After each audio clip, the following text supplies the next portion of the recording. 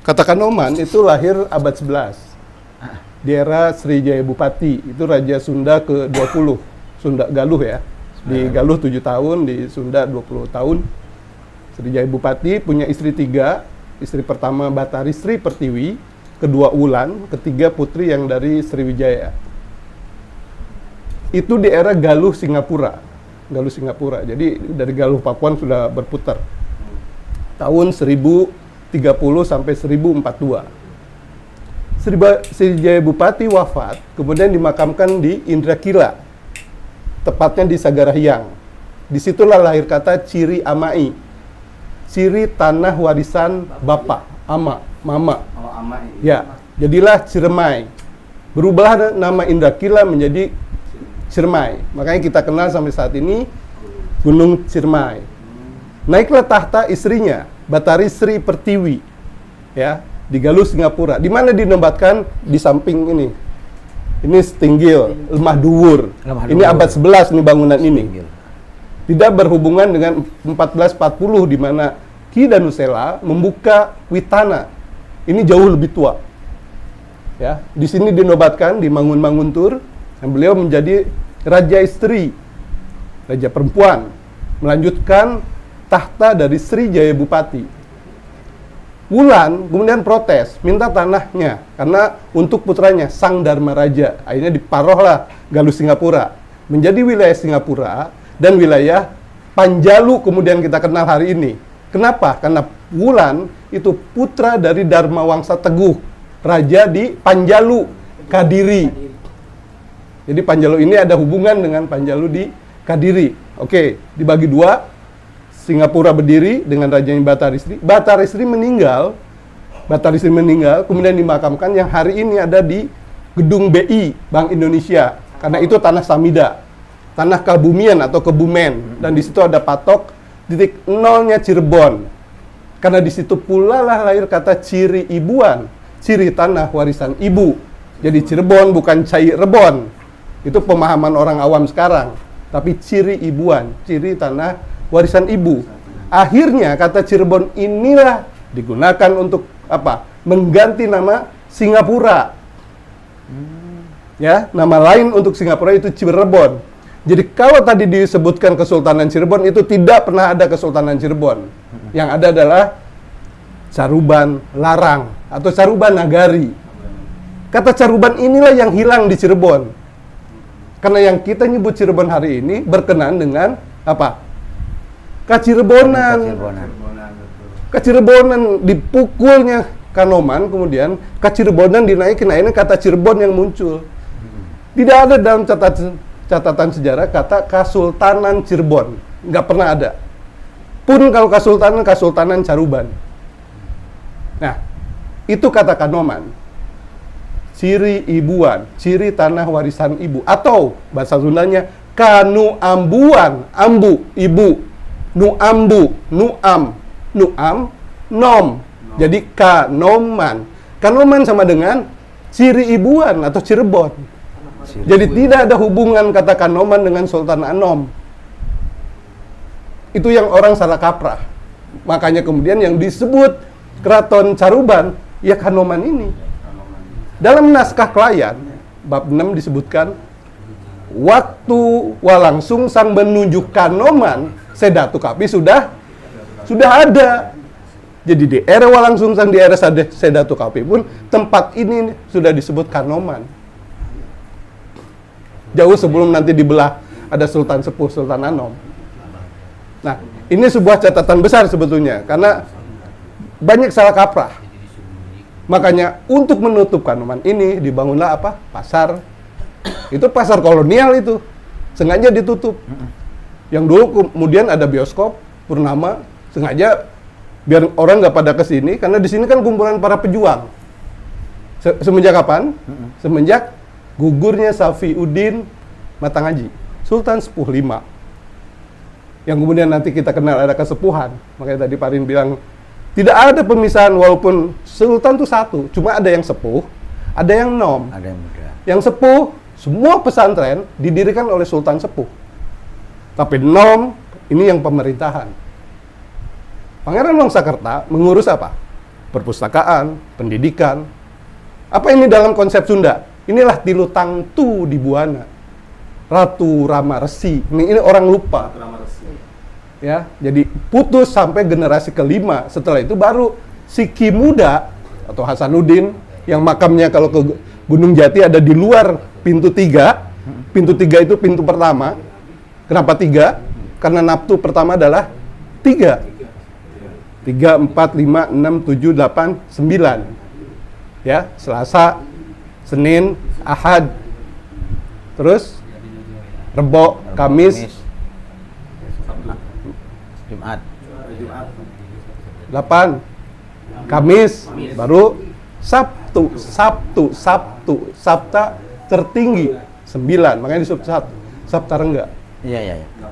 Hasanuddin si Ki Muda itu di luar pintu 3. Siapa Ki Muda? Beliaulah yang membunuh Matang Aji. Siapa dia? Sama sekali tidak ada hubungan dengan Ingkang Gusti Sinuhun. Makanya disitulah kasepuhan terputus secara nasab. Jangan kan ke Kanjeng Nabi, ke Ingkang Gusti Sinuhun aja enggak. Karena siapa? Dia saudara dari istri Matang Aji. Makanya makamnya ada di luar tembok keliling. Jadi kalau sama kasepuhan soal nasab, nggak usah bawa naskah. Ajak aja main ke sana, ke Gunung Sembung. Lihat makamnya. Yang ke-6, ke-7, ke-8, semua di luar. Komplek makam Raja Sulaiman. Ini pintu 3, yang pintu biasa tahlil. Di sebelah kanannya itu ada komplek Sujudan. Yang di dalam cuma sampai Matang Aji. Jadi kalau dari Ganggong ada ruangan, nah di situ Matang Aji. Sultan Sepuh V. Yang keturunnya dari Mertasinga, di Cilimus, Jalaksana, nah itu sepuh semua. Tapi banyak yang berafiliasi ke sini, ke Sultan Anom kemudian. Nah, dari situlah dasar perang Kedondong atau perang santri kemudian, perang ulama atau perang Diponegoro kemudian, dan perang kemerdekaan. Jadi sejarah perang itu diawali dengan gugurnya Matang Aji. Tanpa Matang Aji nggak ada pondok pesantren nih di Santero Cirebon. Tanpa Sultan Sepuh.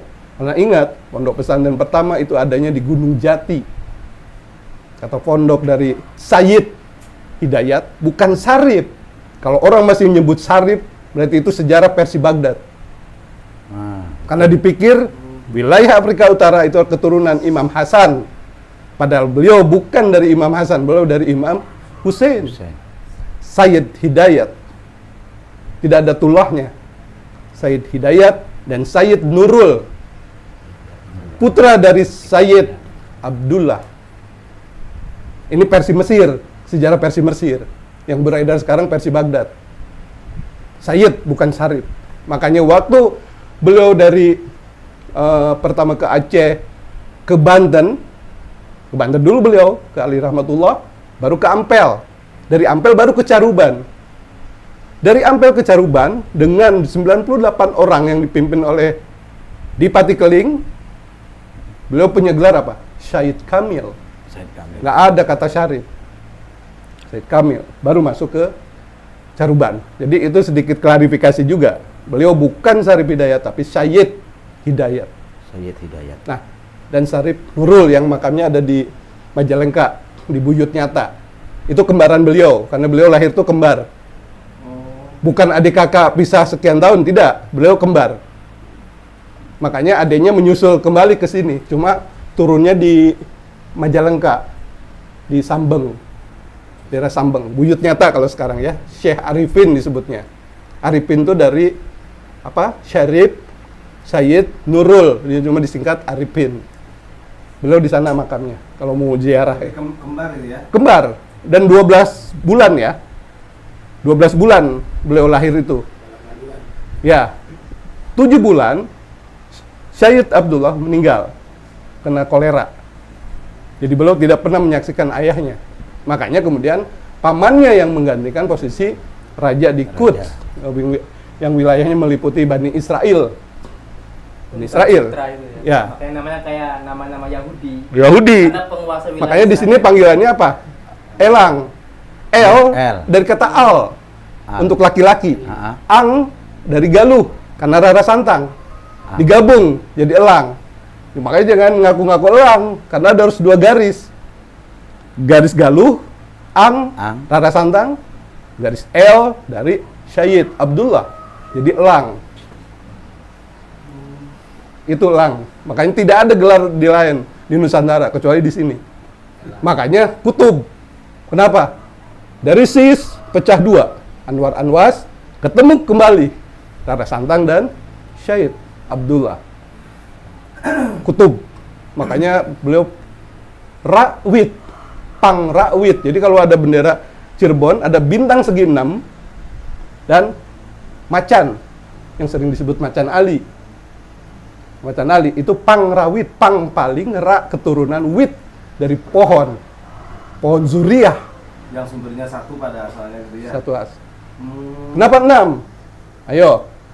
6 adalah 6 pendaran cahaya dari Nur Muhammad, dari warna merah, putih, hitam, kuning, hijau, dan biru, yang dalam Al-Quran surat Al-Ahzab surat 33 ayat 33 disebutkan itulah Ahlul Bait. 6 Rasul, ya, Fatimah, Ali, Hasan, Husain, dan ayo pasti lupa Jibril. Kalau nggak ada Jibril ngasih itu, mana kenal yang 5 ini Ahlul Bait. Jibril. Makanya bintang segi 6 dan bukan runcing ke atas. Itu Yahudi. Ini ke samping runcingnya. Jadi bisa dilihat kalau ke dalam nanti ke Bonbin, ke Bon Bintang. Itu ada kolam segi 6. Itu tadi Ahlul Bait atau Ahlul Bait? Ahlul. Al-Ahzab 33 ayat 33. Berarti pertemuannya Tanji Laras Santang dengan Said Abdullah. Ya, dari Sis balik kembali. Dan itu nggak ada silsilah yang lain seperti beliau. Makanya kutub. Berarti dulu yang Santala hebat ya. Nah, kemudian menyinggung sedikit, kemudian terbentuknya Dewan Wali. Ingat, Dewan Wali. Semua basis-basis Islam di dunia loh, itu sudah dihancurkan. Dan itu berpusat di kita, di Sunda, Jawa, dan Madura. Sayang Madura nggak pernah dijarahi walinya. Siapa? Syarif Hussein atau Khalifah Hussein di makam tua Arosbaya. Tahu sudah. Tahu enggak? Pasti nggak tahu. Syarif Hussein terbunuh 1596. Makanya hitungan 350 tahun kita dijajah oleh kolonial. 1596 itu dikenal dengan Pangeran Musyarif. Ada Musyarif. Di sananya. Syarif Hussein. Ya pokoknya di makam tua Arosbaya, makamnya kuning. Terbunuh di kapal Amsterdam karena salah masuk kapal. 1596. Akhir kekuasaan Dewan Wali. Itu yang punya gelar Pangeran Sinding Kapal. Walau alam kalau di sana. Ya, Pangeran Sinding Kapal itu takaran pokoknya 4 kalau nggak salah. Karena 4 kapal nanti dipimpin De Hoofman di Bangkalan, di situ Syarif Hussein salah kapal diteriakin maling, dikepung. Meninggallah 1596. Makanya 1596 sampai 1945 sampai dengan 350 tahun itulah hitungan kita dijajah. Makanya De Hoofman kemudian pulang ke Aceh ditebas oleh Malahayati, kepalanya dipenggal. De Hoofman karena membunuh Syarif Hussein. Nah, itu salah satu wali di Madura yang tidak populer dan tidak pernah diziarahin. Kemarin keturunannya ke sini kan, nyari ambil celana sambil Syarif Hussein. Kasihan banget makamnya nggak pernah diziarahin. Iya. Dan 5 lainnya di Jawa ya. Wali di Jawa tuh 5, di Sunda 3. Ya, di Sunda itu Syahid Hidayat, Syekh Bentong Kerawang, dan Syekh Lemah Abang. 3 wali di Sunda. Nah, di Jawa dari Sunan siapa? Sunan Bonang. Wali berdiri, Ampel sudah meninggal. Jangan dipaksakan masuk. Sunan Bonang, Makdum Ibrahim, Bonang sama Sunan Kosim, Giri, Kosim. Sunan Giri, Sunan Giri. Syekh Manganti atau Pangeran Pinati, pasti rooming, nggak pernah diutarakan. Pengganti Ampel itu Ahmad Khatib. Makanya di sana kalau ke Ampel ada Ahmad Rahmatullah. Ada 2 sosok, ada Ahmad Khatib, ada Ali Rahmatullah. Siapa Ali Rahmatullah di Ampel di sana? Dan itu jarang dijarahin orang. Orang taunya siapa? Mbah Bolong. Son Haji itu. Son Haji itulah Ali Rahmatullah. Yang di tengah itu Ahmad Khatib. Karena beliau yang membentuk apa? kiblat masjid. Kan Mbah Bolong disebutkan. Iya. Itu tuh adalah Ali Rahmatullah. Itu Mbah Bolong, itu Ali Rahmatullah. Yang di tengah Ahmad Khatib. Yang di tengah Ahmad Khatib. Ahmad Khatib. Nah, setelah Ahmad Khatib baru siapa? Nggih. Baru Khalifah Hussein yang Madura tuh. Baru yang terakhir Said Hussein Jumadil Kubro. Ini Syekh guru paling tua dari semua dewan wali, paling sepuh. Karena beliau nurunin Ali Musadda, Ali Murtada, nurunin siapa? Ali Rahmatullah dari beliau. Nah, itulah dewan wali yang kekuatannya di siapa? Syarif Hidayat. Sayyid Hidayat. Syarif Hidayat. Oke, berarti nggak lupa dites. Nah, itu. Jadi itu sangat penting. Klarifikasi tentang Kanoman tadi Abah juga bilang bahwa ya kunci di sini, karena di sini tuh ini bukan tanah sekedar 1440 abad 11, enggak. Tapi kalau kita mengenal pra Nabi Adam yang diwayangkan, ini adalah tanah Samida. Tanah Samida. Ini tanah pusatnya Amarta. Makanya ada istilah Alas Amar di sini. Ini Amarta. Ini pusatnya. Makanya kemudian disebut pusar bumi. Pusar bumi. Apa? Bukan tanah dewa. Tanah dewa mah di Sumedang. Dharma Raja itu tanah dewa. Itu Kahyangan. Kalau ini hutan Amarta. Hutan Amarta. Amarta, Alas Amar. Kan ada 3 tempat yang suci di dunia. 1 Dharma Raja, Sumedang. Itu zamannya Ratu Galuh. Ratu Galuh ini utusan Allah pra Nabi Adam. Pasti jarang dipelajarin. Nggak apa-apa. Bisa ikut di Jirah, di Pasalakan. 1, baru Nabi Adam. Nah, kita ini Nabi Adam, keturunannya. Anasir tanah, air, angin, api disatukan, ditiupkan ruh Tajimalela Adam. Siapa ini Tajimalela Adam? Inilah Adam tunggal. Dan ruh Perbu Rasul. Siapa Perbu Rasul? Ini Rasulullah. Di sulbinya. Makanya ada Nabi Rasul yang wajib Nur Muhammad diketahui. Bukan Perbu Rasul. Sudah menjadi 3 Nur Muhammadnya. 3 sosok, makanya menjadi naftu awal, 3, angka 3. Naftu awal angka 3 ya. Angka 3 itu 3 manusia ruh tunggal. Galih Galuh, Perbu Rasul, Tajimalela Adam. Galih Galuh jadi utusan pertama disebut Ratu Galuh. Bukan raja di kerajaan Galuh. Bukan. Baru Nabi Adam, baru Rasulullah. Dan baru ada Nabi yang wajib diketahui karena dilalui oleh Perbu Rasul lewat sulbinya. Jadi yang kerajaan Galuh itu merujuk pada Ratu Galuh itu ya? Pada Ratu Galuh ini, jangan dibalik. Karena kakeknya Wreti Kendayu. kakinya Wreti Kendayu. Kaliman Sakti ya? Ya. Itu kan punya kitab Utang Ageng namanya. Ya, siapa yang bisa baca kitab itu ya? Ya. Siapa yang baca kitab itu, dia yang akan jadi ratu. Nah, Wreti Kendayu yang dapat. Akan diawal itu, makanya dia Berdirilah Galuh Pakuan. Galuh. Jadi Galuh itu pada sosok sebetulnya. Di mana Galuh Pakuan? Itu di Ciduging, di Dharma Raja. Munculnya istilah Nusantara itu di eranya siapa? Nusantara, mau orang-orang Sowan, kan Sowan. Sowan. Orang pada datang kan, kalau catatan kita itu catatan para pendatang. Nah, siapa yang asli orang sini?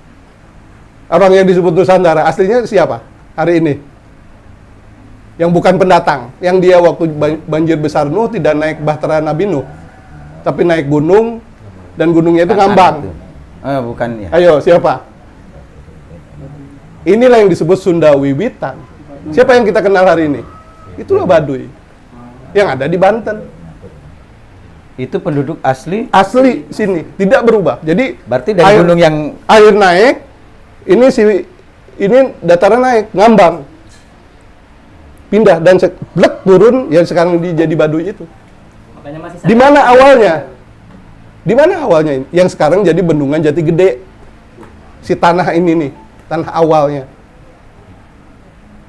Yang disebut Cipaku. Masih ke Adam sahadatnya ya, Kang? Sahadat ke Adam. Jadi ada tempat yang nggak boleh dimasuki oleh orang lain, namanya Pusaka Sasaka Buana. Sasaka Buana. Nah, itu patok awal yang 3 diturunkan dari Kalanggengan ke Alam Padang. Dibuat patok berbentuk lingga yang disebut Paku Alam. Cipaku. Makanya dikenal Cipaku kalau ke Dharma Raja tuh. Ke Jati Gede ada Cipaku, tapi udah tenggelam kalau sekarang. Cipaku. Dengan ada kaitannya dengan Torah Satria kan? Lo kalau baca Toriko Satria pasti ketemu itu. Ini kan ahlinya. Oh iya pasti ketemu. Karena nanti kenal namanya Iwak Telu Sirah Sanunggal. Iwak Telu siapa? Iwak Telu yang dimaksud 3 manusia tadi yang dari atas. Kenapa ada iwak? Karena bumi masih datar dan air. Maka yang 3 diperumpamakan seperti iwak. Iwak Telu Sirah Sanunggal. Karena ini ruh tunggal. Ruhul Kudus 3. Cuma yang 2 masuk dalam sosok daging, yaitu Nabi Adam. Tajimalela Adam jadi Nabi Adam. Perbu Rasul jadi Rasulullah. 1 tetap Ruhul Kudus. Siapa? Ratu tadi ya. Ratu Galuh. Oh iya. Jadi siapa yang masuk ke rahimnya Maryam? Ratu Galuh. Oh iya. Ratu Galuh sampai sekarang masih ada. Asal kenal Sahadat Galuh, Sumping. Sumping, dia datang. Sumping itu Kalau datang. untuk syahadat Galuh yang masih menggunakan di Baduy masih ada. Ada, di Baduy ada 20 sahadat. Dari sahadat Adam sampai dah sahadat siapa coba? Ini mestinya orang Islam tahu sahadat ini. Sahadat siapa? Sahadat Imam Mahdi. Baduy punya. Terus Baduy bukan Islam? Apakah Islam harus pakai pici, sarungan, antar sholat? Enggak. Nanti terakhirnya syahadat Baduy. Syahadat ini. Imam Mahdi. Imam Mahdi. Makanya nggak bisa kebuka sampai sekarang. Aku ngorek-ngorek belum kebuka juga. Belum aku. Agamanya apa? Jarod, Ya. agamanya. Agamanya apa? Jadi yang disebut tadi Sunda Wiwitan bukan, itu entitas. Komunitasnya. Entitas. Sunda, Pulau Sunda. Jadi jangan etnis ya kalau Sunda tuh. Pulau Sunda, Wi pembuka, Witan itu pohon. Komunitas. Komunitas pertama di Pulau Sunda. Lantas naon ajaranna? Apa ajarannya? Kami mah Islam. Sunda Wiwitan. Salam apa yang dimaksud salam di situ? Islam. Tapi kok nggak sholat? Ya beda syariahnya. Oh syariah sujud zaman Ibrahim. Ibrahim kesini baru ada sujud karena Apa salahnya oh kita matahari ya? Gimana? Kita mah sholatnya perilaku kan. perilaku. Makanya Iya. saya masuk ke sana dari tahun 2000. Jalan setapak sana tuh hafal karena nggak pernah berubah. Nggak pernah berubah jadi hafal jalan setapak yang jalan ke dalam 9 jam tuh. Nggak berubah. Karena pondok temenang dipotong, lonjor temenang dipotong, pondok temenang ditambah. Jadi ajaran itu panjang nggak boleh dipotong, pendek juga nggak boleh ditambah. Kita kan enggak, panjang dipendekin, pendek dipanjangin. Makanya pada keluar jadi ajaran yang bener. Yo Baduy nggak boleh. Dugi ka ayeuna ya. Dugi kayeuna nggak setuju lu keluar. Makanya jadi luar Baduy. Bukan lagi Baduy luar Baduy. Pakai kayak kita nih, kita ini luar Baduy. Ini ujung nama Pak Beli gitu. Leres. Berarti untuk mengetahui syahadat Imam Mahdi. Mangga. Siapa yang mau ke Baduy saya gaetin. Ya saya kan nggak punya hak, yang punya hak beliau-beliau. Betul.